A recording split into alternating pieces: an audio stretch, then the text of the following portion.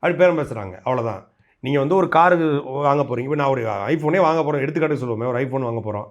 பூர்வீகாவில் போய் பார்க்குறேன், ஐஃபோன் ஸ்டோர்லேயும் போய் பார்க்குறேன், சென்னை மொபைல்ஸ்லையும் பார்க்குறேன். யார் எனக்கு நல்ல ஆஃபர் தருவா? எவன் ஹெட்செட் ஃப்ரீயாக கொடுப்பான், எவன் வந்து எனக்கு வந்து இப்போ டெம்பர் கிளாஸுக்கு ஃப்ரீயாக கொடுப்பான், எவன் பேக் கவர் ஃப்ரீயாக கொடுப்பான் அப்படின்னு 3 வாட்டி ஆஃபர் கொட்டேஷனை வாங்கிட்டு நம்ம வந்து எது நமக்கு வந்து ஆஃபர் நல்லாயிருக்கோ போய் வாங்குகிறோம்.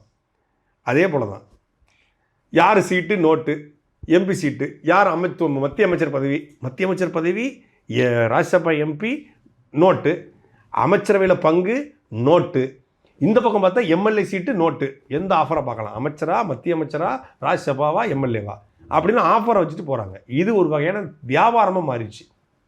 அந்த வியாபாரிகளை பற்றி நம்ம பேசி நம்ம நேரத்தை வீணடிக்க வேண்டிய அவசியம் கிடையாது. இல்லை, ராமதாஸ் அவர்கள் வந்து இப்போ திடீர்னு திமுகவுக்கு போகிறதா ஒரு பேச்சு. அது ஒரு வகையான வியாபாரம் தான், வேற என்ன சார்? இப்போ ராமதாஸ் திமுகவுக்கு போனால் திரும்ப அவர்கள் வந்து அங்கே இருப்பாங்களா கட்சியில்? தெரியல, அந்த தெரில, மேபி இருக்கலாம், இல்லாமலும் போகலாம். அதுதான் ராமதாஸ் உடைய பெறாத பிள்ளைன்னு சொல்லி அருள் அவர்கள் சொல்கிறாரு. பெற்றெடுத்த பிள்ளையவே தெருல விட்டார், பெறாத பிள்ளை என்ன பாடுபடுத்த போகிறார்?